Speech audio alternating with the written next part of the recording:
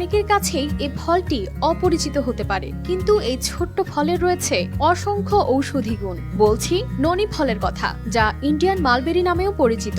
দেখতে দাগযুক্ত এবং স্বাদে তেতো হলেও এই ফলের ভেতরেই লুকিয়ে আছে মানব শরীরের রোগ প্রতিরোধ ক্ষমতা বৃদ্ধির এক মহা ঔষধ। সর্দি, কাশি, লিভারের সমস্যা, ম্যালেরিয়া ও ক্যান্সার সহ প্রায় 150 রোগের ঔষধি গুণ রয়েছে এ ফলে। এবার বাণিজ্যিকভাবে এই ফল চাষ করে সফলতা পেয়েছেন টাঙ্গাইলের হাকিম বাবুল আহমেদ। 100-র অধিক রোগের উপরে এটা কাজ করে।